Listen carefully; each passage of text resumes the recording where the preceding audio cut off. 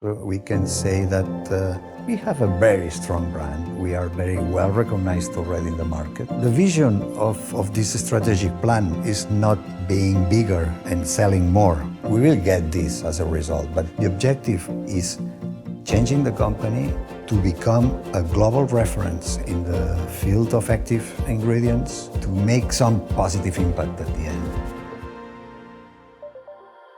Welcome to Provitalks 2.0, a new season of Provitalks where the complete value chain process of a natural ingredient will be unraveled through Provital's expertise.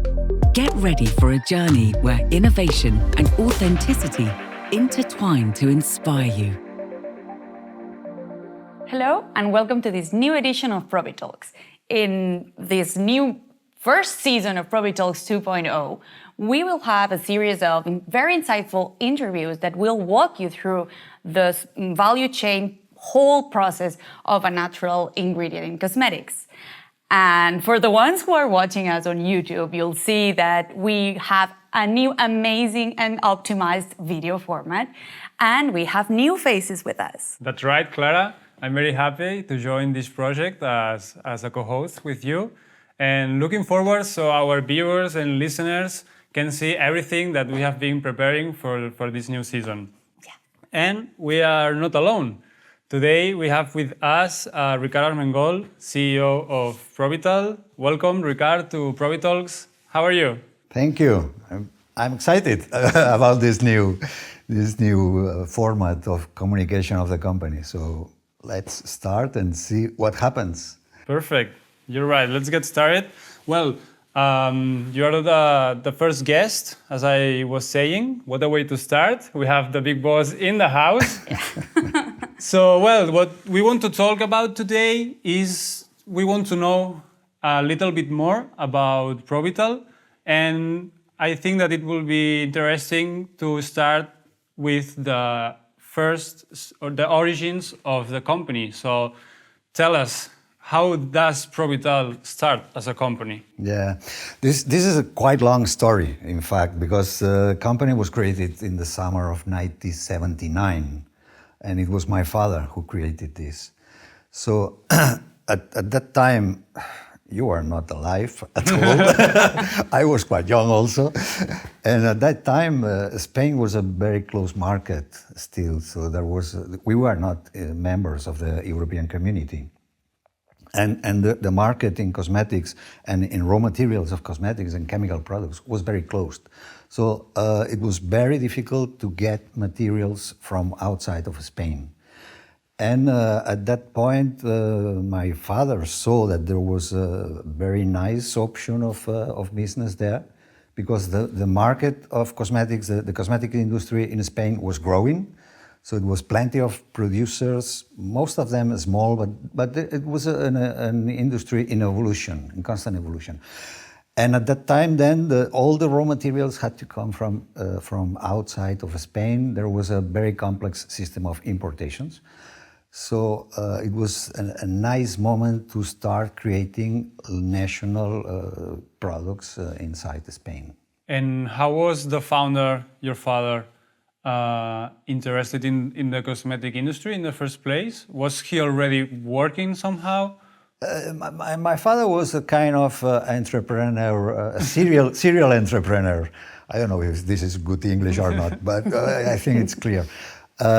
He was the kind of man that was developing different business, and he started already with a company producing cosmetics in Barcelona, in Spain. Final products. Final cosmetics, yeah, final products. And in that way, he started entering in the cosmetics industry. But before, he had also some store for selling cosmetics to the consumers.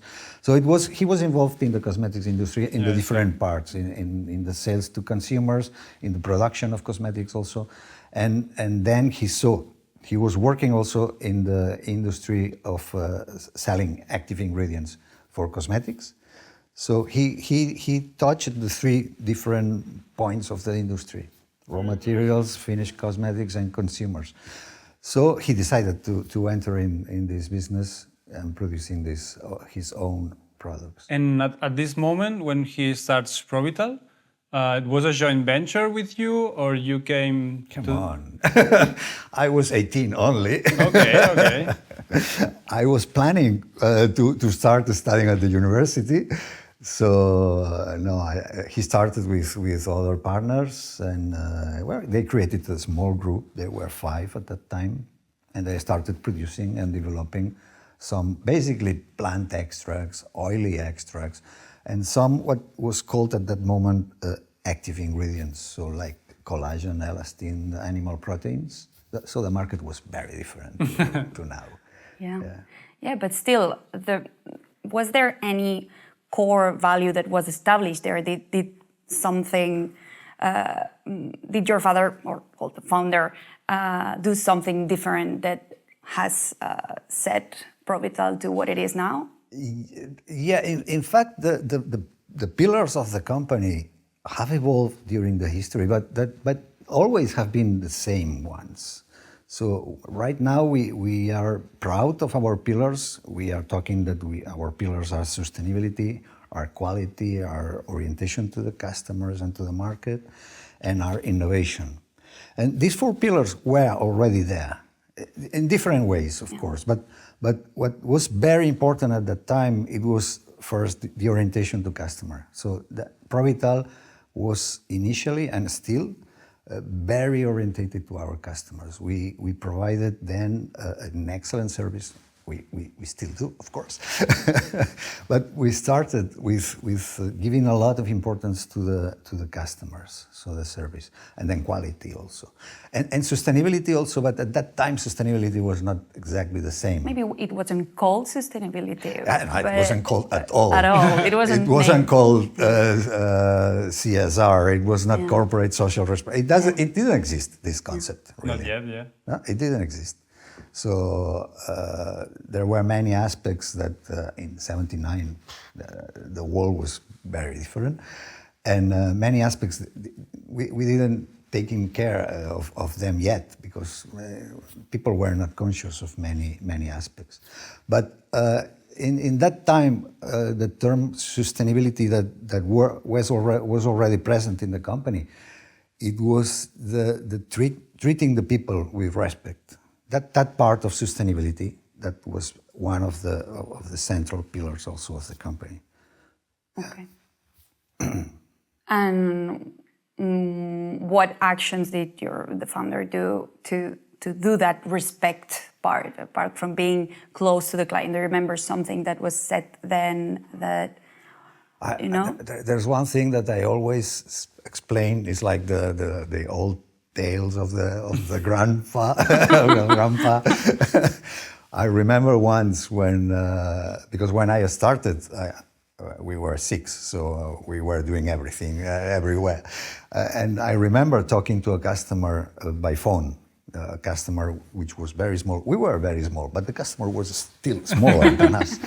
And he was pushing a lot and pressing a lot and asking a lot of things and was not happy. And I was, okay. And when I finally finished the call, I talked to my father, I will never answer again to this customer. He's terrible. And he looked at me and told me, we have only 2 kinds of customers here in this company, those that pay and those that don't pay. And that one was paying the bill? That one is paying. And if a customer is paying, we have to treat them exactly the same as if it was the biggest one in the world. And this is something that is still there in Provital. Mm-hmm. So when you joined the company, I understand the situation was quite the same as the initial, probably. So what first initial challenges did you face in the company, and how were you able to overcome those? Yeah, well, the challenges, there were many challenges at that time. Being a small company at that time, it was not so easy to arrive to get the customers, the contact with the customers. Internet was not existing, so visiting customers was very difficult. And at that time, because of the traditional market of Spain that was closed. Then all the products coming from abroad, from other countries, had an image of quality. And the products produced in Spain had an image of low quality. So this was one of the main challenges for Provital in the initial years. So getting the possibility to visit the customers, to explain them the products, and that the customers accept that the product made here can be as good as a product made in France, for instance, right? But at that time, it was really very difficult to fight against the image of bad quality of Spanish products, and also meeting the customers. We were close to the Spanish market initially, so a small market and difficult. The entrance was difficult initially. So Provital, really, you mentioned before that, it started in Spain, obviously. That was a very closed market when it started. And now you're talking about other countries. And how did this happen? How the expansion or the internationalization of Provital happened? And really, how it evolved in terms of... I will not repeat this word because it's very complicated. But this happened very soon because initially there was already in the idea of Provital of selling outside of Spain, so expanding the borders. And that was very fast. That was maybe in the 2-3 years first of life of the company that they were already initiating the visits to customers mainly in France and South America, which were the most logical markets. France, because of the vicinity of the country, so it was easy to go there. But in France, Spain was not very well seen at that time. The Made in Spain brand was not a thing. Was zero at that time. So now the Made in Spain brand in active ingredients is powerful because we have plenty of important companies here and very innovative. I shouldn't mention the competitors, but they are. There are a few companies that are doing excellent ingredients. So nowadays, saying, okay, this is a Spanish active ingredient, it's a kind of a brand. But at that time, Spain was flamenco, was sun, was the beach, and was nothing else. So it was very difficult. But South America was more easy because of the language, because of the relationship, a special relationship with Spain. So we started there in those markets, in South America and in France. And in those days, in those very early internationalized days, do you remember any big achievement that you remember fondly or that marked the company, the journey of the company somehow? Yeah, we as I mentioned, we started already selling small amounts to other countries. And in 1984, I think, there was a big event in Barcelona. It was an IFSCC Congress in Barcelona. And at that time, it was the first time that Provital exhibited in the exhibition with the Congress, and we had our own booth. And that was a big point, because at that time we met many distributors that were still with us after many years of collaboration. And then we started our expansion, international expansion.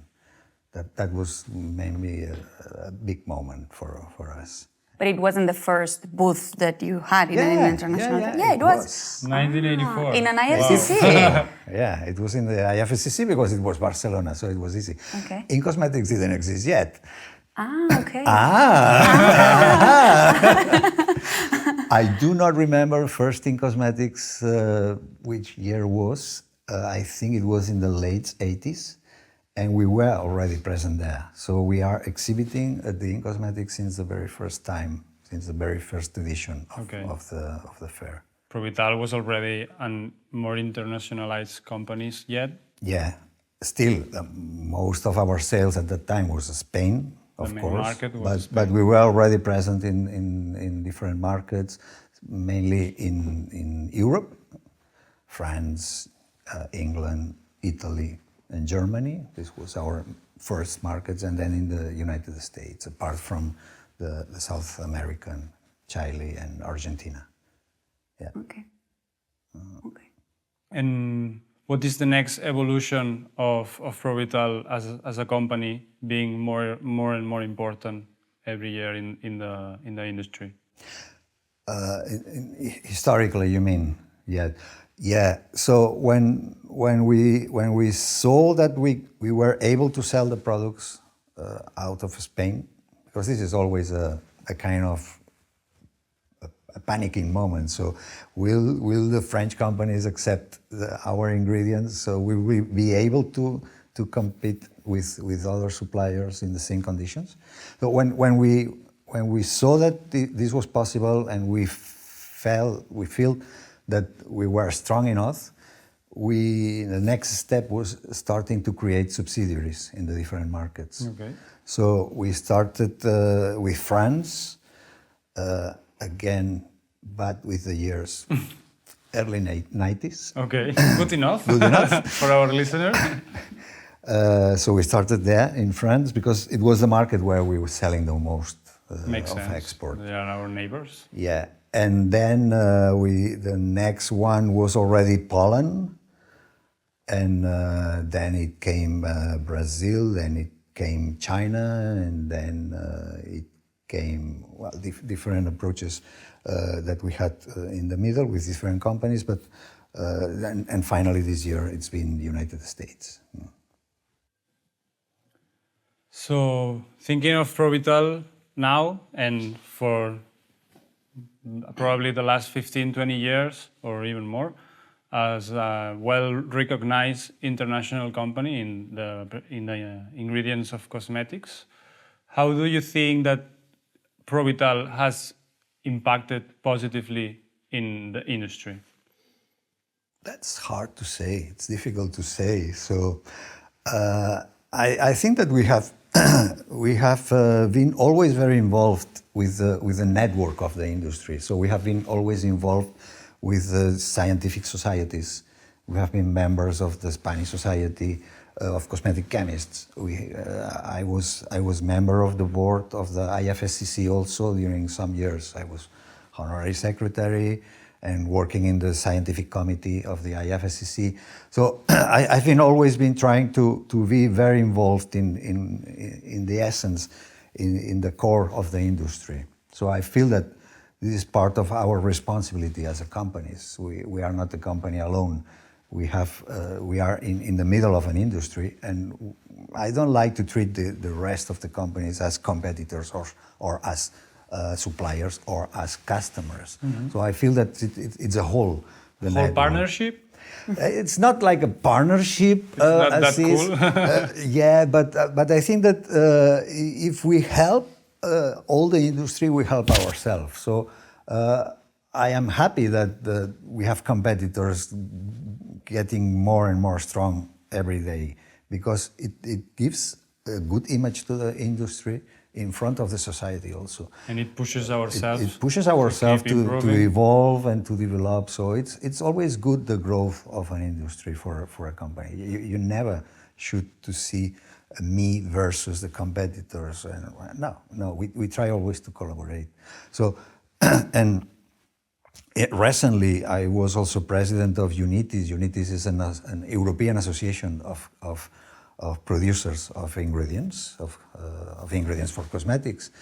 So, and there we were sharing the same problems in front of the legislation, in front of market situations, and in this kind of places is where you can exchange with people like you that have the same problems and try to find some solutions that fits to everyone. And other than the industrial impact, what would you say that Provital impacts in the society? I'm sure you have different projects. Yeah, again, we do not want to be seen as a company isolated from the society. In fact, companies must be integrated in the society, and it's a responsibility of the companies to interact and to make some positive impact at the end. So and we have one of the pillars, which is the sustainability. We have a lot of actions in terms of trying to impact on society. So we have actions linked to the cultivation of the plants. So our sourcing, which is plants, we try to help all the growers and the structure of supply of plants. And we have different projects. We have biodebate here close to our facilities, or we have the project of Mujeres y Ambiente in Mexico, and many other collaborations that we are doing with different cultivators, with different farmers. And also we may go beyond these simply areas related to our business. We have different projects, for instance, the art contest with Artistas Diversos for artists with disability, which is already the 5th edition this year that we are having, and it's really a big success for these artists that are collaborating with us. And I don't know, many other initiatives. I think that it's part of the obligations of a company to work like this. Sure. But you mentioned them as if it was easy to have such a display of initiatives. And I remember when I started in the company that I was amazed by the Mujeres y Ambiente project because, well, I was launching the product associated with it. But the fact that you spent 10 years collaborating with a community there, it's amazing. But I'm sure it must have brought so many challenges, and it's a very different culture sometimes. And I don't know, can you tell us about these challenges or how you it's challenging, but at the same time it's funny. Yeah. So it makes things easy. It's funny, and it's as I mentioned, it's a question of responsibility also. So the project of Mujeres y Ambiente was especially challenging because we started there because we created a company that I forgot to mention before, because it was a company in Mexico which was devoted to produce plant extracts, locally sourced. And the idea was covering the Mexican market, the Central America market, even the South American market in the future, and even the North American. So covering the Americas market as a whole with plant extracts, because selling plant extracts from Spain to South America, it has an impact of prices and also a footprint of carbon footprint, important carbon footprint. So we tried to develop this company there. We failed finally, and not always. You do not always win. That's part of the learning of your life. So we failed, but at that time we started then the collaboration with Mujeres y Ambiente, because we have there our own production site. We have our team there, and we wanted to develop some project of social development. And that's why we choose Mexico, because we had the facilities there, and we started in collaborating with them. That was a very special group of women, because it's a group of women that were already associated and were very active in community collaborations, and they were already with a strong knowledge on environmental issues. So they worked in cultivating without pesticides, in cultivating organically, without certifications, but with the concept of organic cultivation, with a house, collaborating with the university also, because we found also a university collaborating with them. And they were already developing special a house powered by solar panels, a very ecological model that they were using, the university were using to share and to show to other communities, to try to disseminate this ecological behavior. So it was, the situation was there, and we were very lucky to be able to go into this group of people. So it was easy collaborating with them because they were already knowing about that, and they were very open and very friendly to us. So we are more than thankful with them. It's a wonderful project. For those who would like to know a little bit more, you can go to our YouTube channel and you can find a specific video related to this project when you can meet all the women that Ricard is talking about, and I'm sure you will love it. Yes. Sure. Okay, following with this interview, you mentioned the failure project in Mexico a few years ago. Is there any other failure or difficulties, let's call it challenging difficulties? Plenty, we have plenty of them. that you would like to share with us? Well, I'm not. Yeah, why not? Why not? It's not that I am proud of my fails, but No, because you mentioned how you learned from those, right? You How did the company learn? You learn from a those? lot of the fails, so it's part of life, and you learn to understand that you are not the smarter guy in the world, and that your company is not the best one. So that's good. We had another important fail in creating a company devoted to extraction of oils, an oil mill to extract the hazelnut oil and other oils by pressure. Okay. So that was clear a badly designed business. Okay. Okay. Okay. And the results were not good at the end.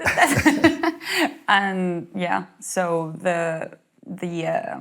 well, talking about challenges, okay, let's go back to the history of Provital and the successful history of Provital, because there's a lot. There's a lot. Yeah. And well, and looking into the future, right? How the generational, in the end, Provital is still a family business, will be still a family business, and how does that affect the business itself, the core business? How does that affect the evolution of the company? How do you oversee that generational change in? Yeah, it affects a lot. It changes completely the way you drive a company, if it's a family-owned company or it's a corporation, a corporate, or led by financial groups. So it's absolutely different. So a family company, it's part of the family at the end. So it's your life. It's and you treat it, a family company, you treat it not as a business. You treat it as something more than a business. And you do not try. Well, there's many different kinds of family business, of course, yeah. So, but our family business, our family company, we do not try to get as much money as possible. We try to reinvest always. We try to have a very solid, financially solid company, and we try to do the things well. So this is maybe the difference with other kind of businesses, which are more financial orientated, which I am not saying is bad at all. So please, not saying it's bad, but it's different. So the goals of Provital and this kind of companies as Provital is not getting the money. It's more developing a company and creating a company that will last for long. So having the possibility, I am the second generation, having the possibility that the company arrives to the third generation, that's a kind of big proud, sensation of proud. So it's good. And talking about long-term positioning of the company, how is that generational transition addressed? Well, the idea is that we have an ambitious strategic plan of evolving the company, of transforming the company. So, because we do not have to get the confusion between family company and a smaller structure. We need to be a family company, but with a very professional and very strong structure in the company. Is the only way that we can survive in the market. So the project of the third generation is trying to involve step by step in the business and integrating him in the evolution of the company. So slowly and understanding well the business and what does it means Provital.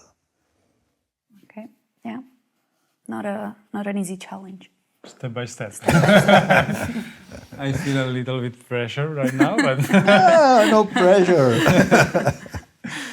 okay, so we have discussed also the different difficulties and failed projects of Provital, but now I would like to move on and discuss the great achievements that luckily we have more than the failures. Luckily.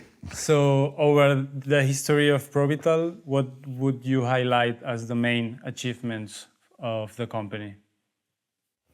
Well,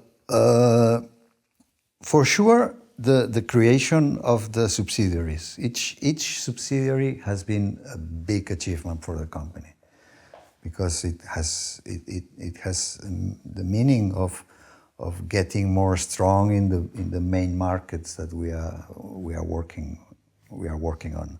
So the subsidiaries have been the big achievements, and then during the history of Provital, we have been having, for instance, 1992. I remember this year. Well, it's easy to remember that one. Yeah, but not because of the Olympics, but yeah, right. No, I do remember because that was the first time ever we presented a scientific paper in an IFSCC Congress. It was a Congress in Yokohama, and it was a podium presentation on an anticellulite product. So I think it doesn't exist anymore, this product. It was a pronalen product, so it was a kind of initial active ingredients for us. And it was the first time we made an in vivo study. And it was really an impact for the company, being able to present at an international congress at that level of scientific level and being there. I was panicking. It was myself who was presenting this. Okay. First time in English. That's what you remember. Yeah. First time in English. It was quite impressive. But that was one big point. And then in the early 2000s, we started already to develop what we call already active ingredients, what we now consider active ingredients. And I think it was in 2003 or 2004 that we launched 2 active ingredients that are still on the top of our sales, which is tanosytol and hydromanil.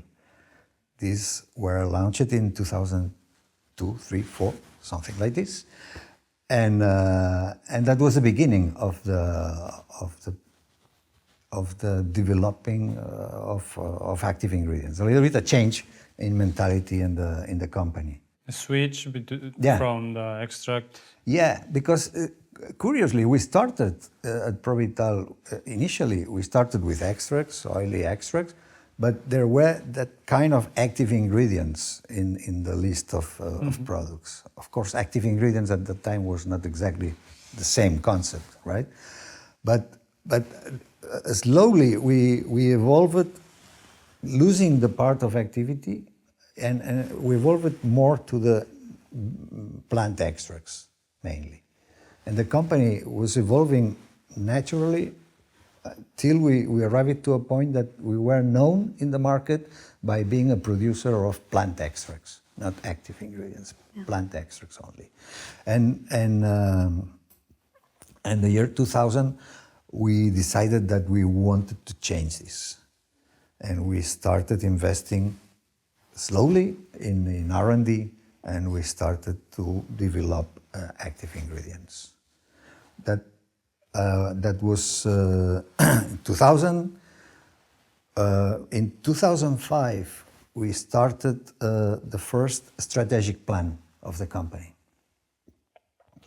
So for that time, I do remember also we contracted a specialized agency to help us in developing the strategy of Provital, because we wanted to change our company at that time.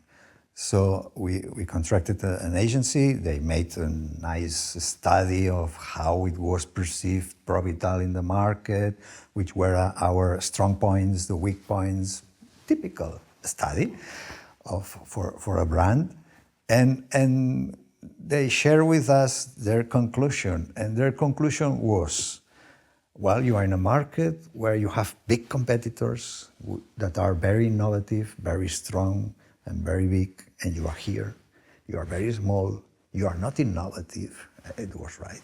You are not innovative, but you are very good in quality and in service. That was excellent. That was really right. So that was a good picture of the company. It was the truth. Yeah, but their conclusion was, okay, so if you are strong in this, just stick focus to on this and forget about innovation. And we looked with Pedro, my partner, my former partner at that time, we looked at each other and we said, no, we will not do that, of course. And at that time, we decided to invest a lot in R&D and to grow in innovation in the company. And then we started really changing the concept of Provital. And here we are, right? Yeah. I mean, Yeah, I think your investment worked great so far. So congratulations on this difficult decision, because when people are telling you should do this and you say, no, I'm going to do the opposite because I feel it. Yeah, that's something you learn also. So you can ask for ideas, you can ask for help, but you do not need to trust everyone always. That's probably one of the differences that you mentioned before, when a company is not just looking for the money, right? It's really looking forward to a great future and to being known and being something else. Yeah. And how's that being addressed now for the near future and the long-term future? Is there any study that you are not listening to? Or Well, we are in the middle of a strategic plan, you know.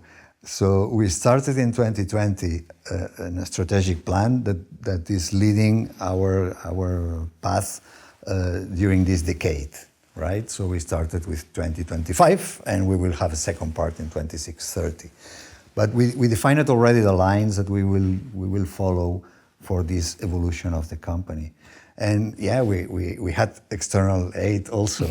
and at that time, we talked with them. We were able to explain them exactly what we were and where did we want to go. Yeah, because initially with the other project, we really didn't know exactly. When we were talking with these people, we didn't tell them we want to go there, right? But now with this plan, yes, we have clear ideas already on how we want to evolve, and we just needed help to organize the concept, organizing the plan, but not to decide where we will go. This is a decision of the company. That's clear. Okay. Can you share something about this strategic plan? Sure, a lot. Some spoilers? How many hours do we have? Yeah. Take your time. No, it's plenty. There's plenty. So this strategic plan was developed based on our 4 pillars that I've mentioned before. So innovation, sustainability, quality, orientation to customer. These are the 4 pillars of the company. And we do not want to forget about that, right? So everything that we will do in the future, now and in the future, will be based on that. We will never forget about that. So we defined 8 different axes to where to do projects, where to develop, to evolve the company. Because the situation was that in 2020, when we started this project, this plan, strategic plan, we were a company big in the market, but we were not strongly recognized yet by the market. So we didn't have a strong brand, and the market still, many customers still thought of Provital as a plant extract producer, because it's very difficult changing the mind of the customers, very difficult. So we defined 8 different axes where to work to change the company. And one of them was changing the structure of the company. So adapting, we want to keep the family business concept, but we need to have a structure that allows us to grow and allows us to compete with the big guys without falling in a very big structure that can block us, because we are quite flexible. We have lost flexibility already, but we still are. We still are some flexible compared with the big players. So we didn't want to lose that, but we knew that we needed to change the structure of the company. So there's many actions that we are doing on that direction. Also, how we can evolve into the cosmetics industry, how we can try to be more present, and in this part, the branding was essential. So we made a very nice project of branding, and after these 4 years, we can say that we have a very strong brand. We are very well recognized already in the market. So the vision of this strategic plan is not being bigger and selling more. This is the conclusion. So we will get this as a result, but this is not the objective. The objective of this strategic plan is changing the company to become a global reference in the field of active ingredients and keeping the independence of the company, right? So this is the basic of this. Powerful. Yeah, yeah. Is there any project that you would like to talk about that hasn't been very much talked about externally? That, I don't know, like the house project, for example. A little project that you've been... Yeah. We have a project which is called the House of Our Dreams, right? But this is a project that does involve all the companies of the group, right? So we are investing a lot in adapting our facilities, but we are not only thinking in Spain, in the headquarters, but we are also working in the same direction in Brazil, in Poland, in France, in China. So it's the house of our dreams. A global house. Yeah, and we want that our companies are in a place in the offices that the people can feel like their own. Not their own house, of course, not. but you understand me. So somewhere which is comfortable, which is resonating for them, which creates a link also.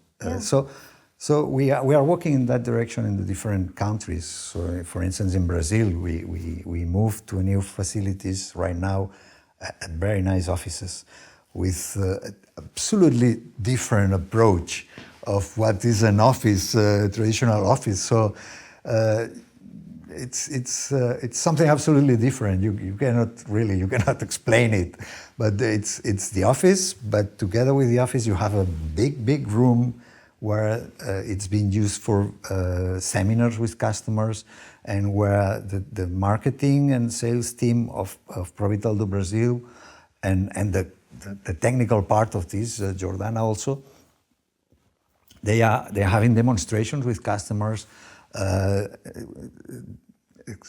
formulating products especially for these events, and then giving the customers the opportunity to compare the texture of the products, even the application on hair, because we have hairdresser, like a hairdresser salon in the offices. So it's like a kind of a show. Experience. It's an experience. It's an experience, and we have to go more and more in that direction, because one of the axes of the strategic plan that I haven't mentioned is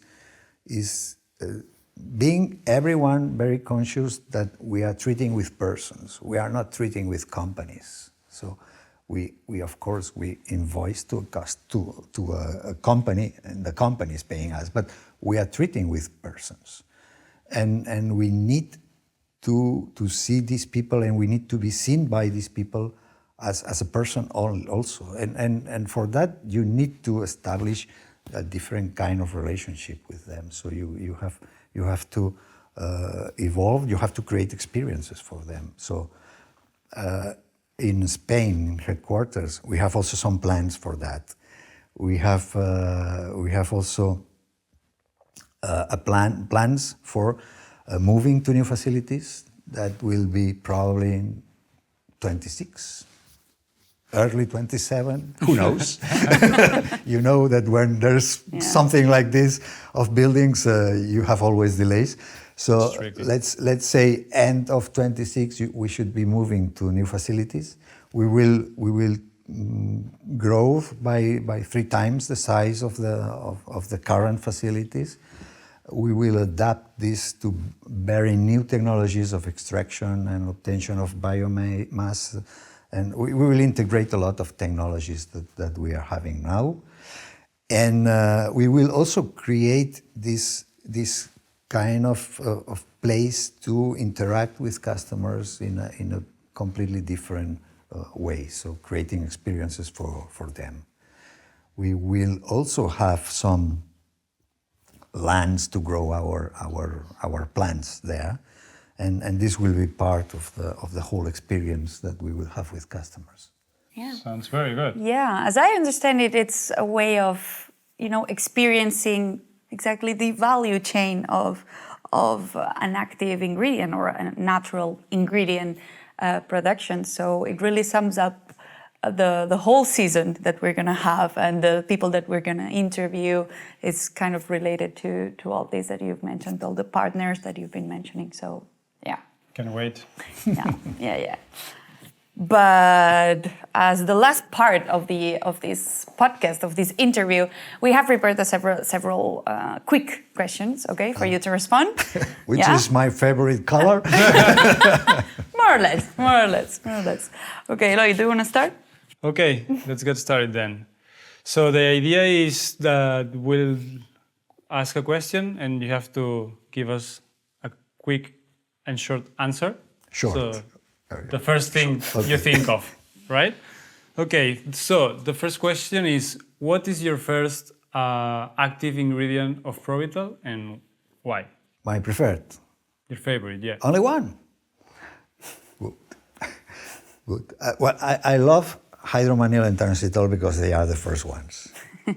Makes sense. Makes sense. But I love others also. So my kids. No, I do love Shiloxone because it's the last one, but it's the first one of a new technological platform that will be very important. I love citrus stem because it's the first stem cell derived product. You like firsts. I like first. You're right. You like innovation, I can say I that. like first. Yeah. Okay, now another personal question. What was the last cosmetic product that you bought? Not anti-wrinkles because I do not need them. No, I really hand cream. Okay. Yeah, hand cream. I use it a lot. Any brand in specific? No, I will not make publishing Okay. publicity. No. No free advertisement. No free advertisement. Okay, another one. What do you look for when you go to buy a cosmetic product? Probably because of my my professional deviation. I check the Linky listing. So I check the listing. Okay. And what do you look in the Inky list then? If I find some product of Provital, I buy it. Okay. Very important. No, and I try to find which are the actives and the emollients. So I try to find a little bit the composition. Yeah. Okay. Well, and now complete the sentence, okay? The best thing about the cosmetic industry is? People. That's very nice. That's a very nice industry. So you find really very nice. 99.9% of people is very nice people. Yeah, it's a very gentle industry, I would Yeah, say. that's Maybe right. it's because of what we do, right? We bring but it's- joy to people, yeah. and it's very joyful. I Yeah. don't know. I feel that too. Yeah. And the worst thing about the cosmetics industry is? That's the social image of the cosmetics. So the cosmetics still has a poor image in the society. So many people still feel that cosmetics is nothing. So when you hear in the politics that they make some change and they say, no, it's only a cosmetics change, that means it's nothing. That's right. That's the image that is still in the society. It's changing, but it's still there. And it's quite logical because of our history of the cosmetics. But you mean as an industry, or you mean the perception that some customers do have of No. beauty as a superficial? The consumers, the society. Okay. I mean, the society, many people, especially people from in the 40s or older. Yeah, the younger generation is different. Sorry. Because they have seen already the real results, and there is a lot of science in cosmetics, very well. But it's clear that in the 80s, it was more a question of faith, believing in an anti-aging cosmetic, because the efficacy assays were not so well developed. So you really had to trust in the cosmetics or not. And it was also linked to women. Yeah. It was Only to a women. product only for women. Mm-hmm. That you have to be a believer to feel that it works or not. So the feeling in the society, it was that it makes nothing, and it's still there, this feeling. Okay. Well, we hope it will change. And to finish, is there any guest that you would like to see in Provitalks? I would propose you to invite people from other countries. They may give, I don't know the list of that you have, but they may give valuable inputs from other markets and other countries, cultures. That's We interesting point, we for sure do have something in mind. Yeah. Good. Yeah. Okay. Well, Ricard, thank you very much for your time. I hope you haven't felt pressure with our questions. I have enjoyed a lot. Thank you. Great. Yes, thank you. Thank you very much. And I'm sure that thanks to this conversation with you and the fact that we've been, explaining a little bit more of the role of Provital in the value creation of cosmetic ingredients, will bring some valuable information for our audience here. Thank you all very much for listening and watching. And also, don't forget to subscribe to our YouTube channel. And remember that all the Provitalks episodes are also available on Spotify. See you in the next Provitalks episode. Goodbye. Thank you for watching and listening to Provitalks. We hope you got some source of inspiration to create your own kind of beauty. If you don't want to miss our next expert interview, subscribe to our channel and don't hesitate to contact us at weareprovital.com. Provital. Do care.